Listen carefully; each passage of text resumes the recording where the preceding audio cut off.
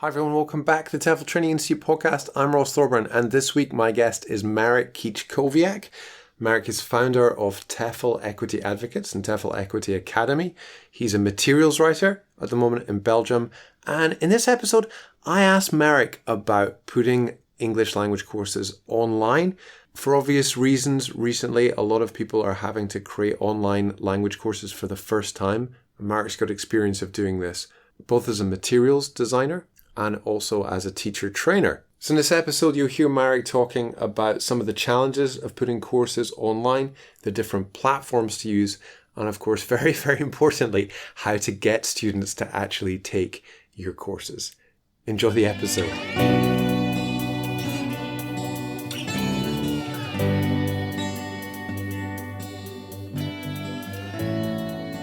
Hi Marek, so we're obviously talking about this because of COVID-19. So before we go on, how has the pandemic changed where you're teaching? Yeah, so I think the classes shut down late March, early April. I don't know if they're going to resume from the new academic year. I doubt it. I think maybe some classes will, like the absolute essential ones, like, I don't know, work in a laboratory that you can't do online. This might resume, but I think a lot of it will be done online still. And then, I haven't been teaching. I've been just developing academic writing courses on academicenglishnnow.com. And the reason I set them up was for 3 years here, I was teaching academic writing basically to university students in Belgium. And when I started my new job in Brussels, I wasn't teaching anymore. I was developing materials.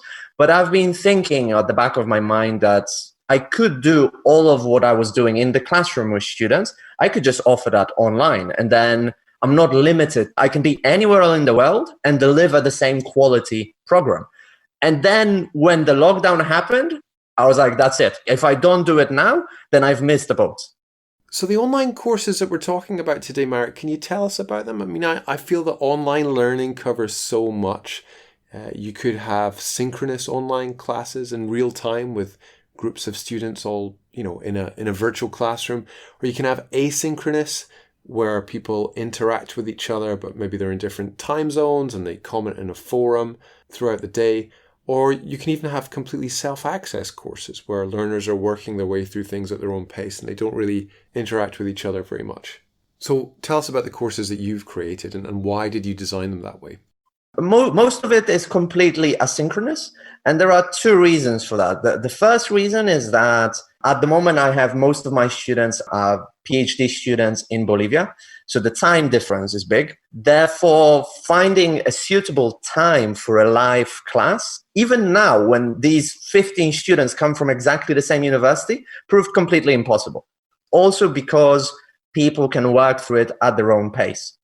They can jump through the different lectures and focus first on the ones that they feel are the most important to them. Because I might start at a certain point and I, as a teacher, feel that this is the best point to start with. But maybe for other students, they have a different problem they want to tackle first. So these were some of the reasons kind of why it's better for students, but also for you as an online teacher. It's also much better because I don't have to constantly give the same material online. Time is money as a freelancer. So that's why, in the online courses that I offer, the basic package just includes the online work. And there is no input from me apart from answering students' comments. There is a forum and they can ask each other questions and I come in and answer their questions. The second kind of higher tier that you can add is feedback on assignments. So if you pay more money, you can do the assignments that are on the course and then I'll check them and give you personalized feedback on them. I'm now including my time, so that's got to be more expensive.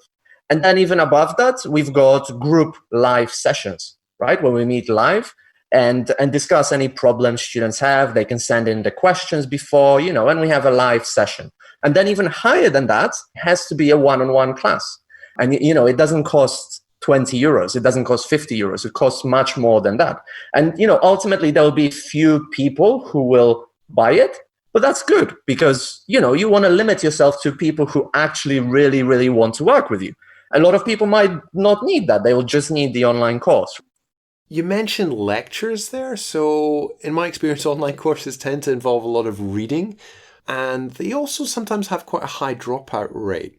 I think it's quite difficult sometimes to stay motivated for a long period of time when studying at a distance. So what input do you Yeah, use on your courses, and how do you make sure that those courses manage sure, to stay sure. interesting? So I guess I refer to them as lectures because my market is in universities. Otherwise, I'd probably refer to them as lessons or maybe videos or whatever you want to call them. But you definitely can't have lessons, lectures, or videos that are much longer than 5 minutes.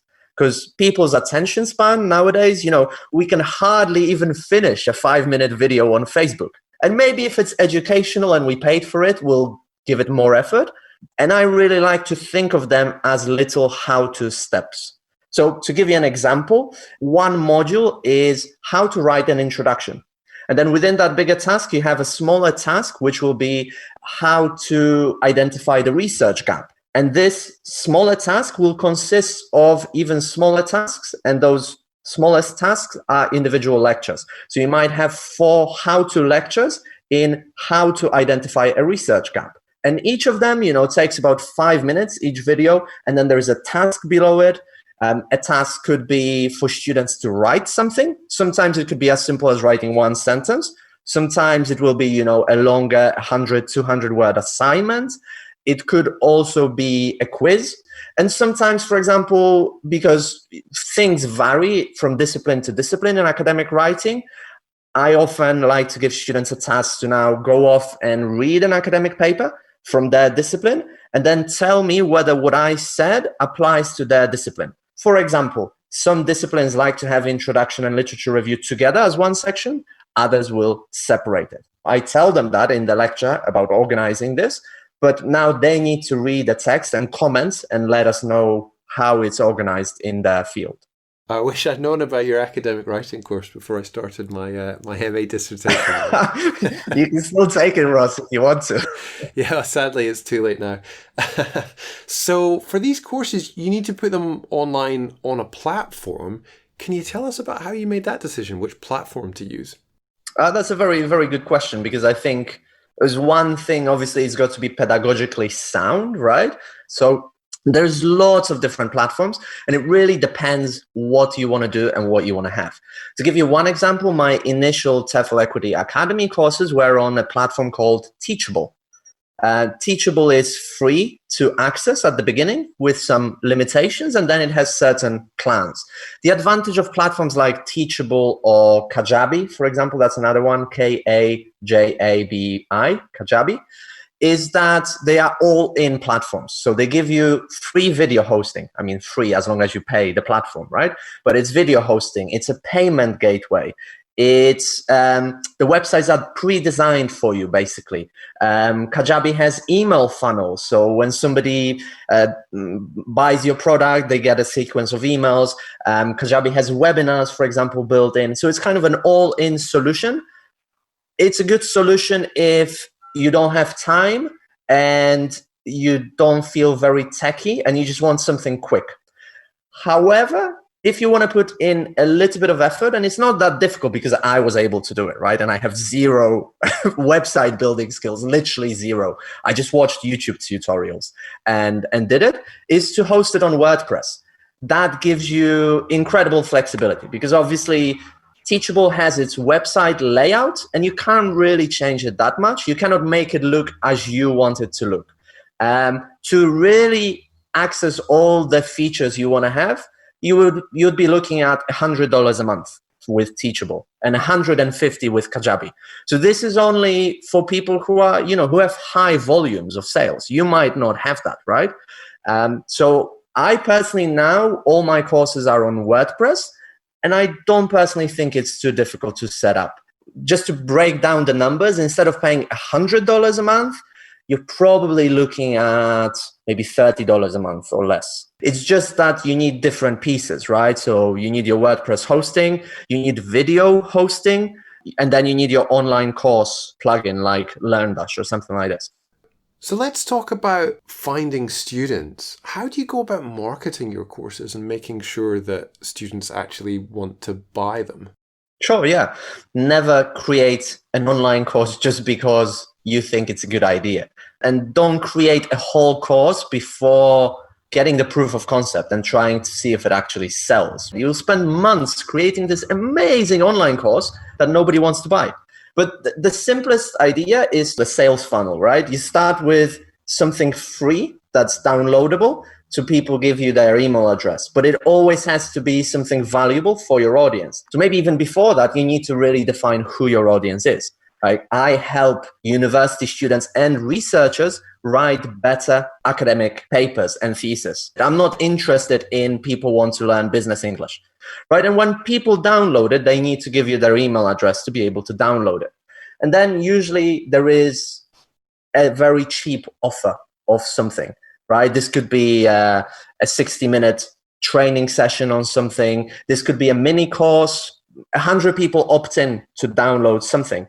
Maybe 10% of them, if you've got a very, very good funnel, 10% of them will decide to get the opt-in offer, right? So you already have some initial clients. And then a smaller percentage of those might get the upsell as well. So once people opt in and buy something from you, you can offer them a higher package or another product. Think about it as building a relationship with someone. First, they get to know you. Then maybe they read a blog post that you've written and they kind of think, wow, that was really, really helpful. And then they see this PDF guide that further helps them. And they're like, I might download that. And then once they really like you and feel that you're knowledgeable, they will buy something from you. Never offer a course to people that don't know you, like you don't go to a Facebook group or something and then post, hey, I've got this amazing course. Do you want to buy it?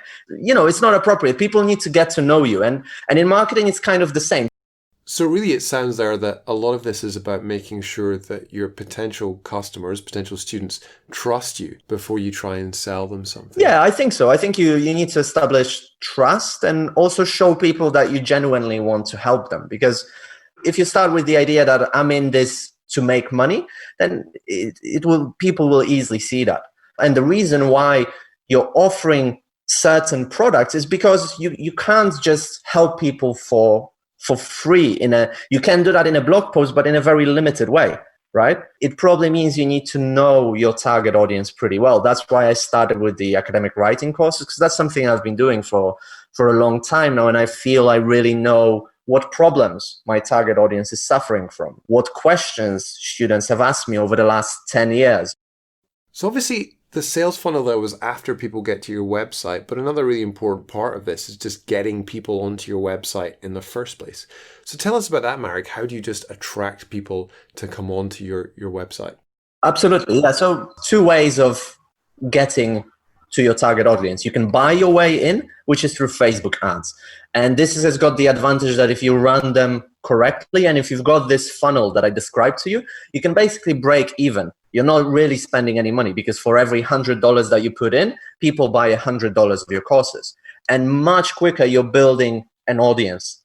But the second way is not buying it in, but kind of through posting content. Doing content marketing that's valuable to my audience and that Google is going to start ranking highly on their search pages, right? And this is really, really important because if Facebook changes their advertising policies, your whole business could go bankrupt if you just rely on Facebook ads.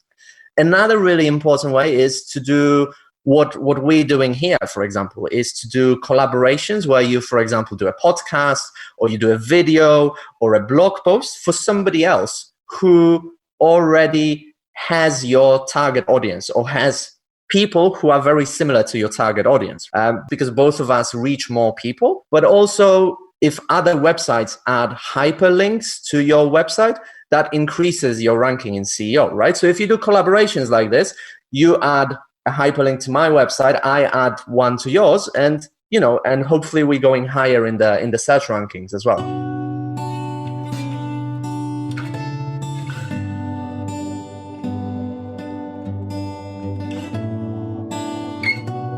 So one more time, everyone, that was Marek Kiczkowiak. For more from Marek, please check out his website, www.TEFL-equityadvocates.com. You can also find the TEFL Equity Academy on there with some of the online courses that Marek has created before for teachers. If you enjoyed this podcast, please visit our website, www.tefltraininginstitute.com for more.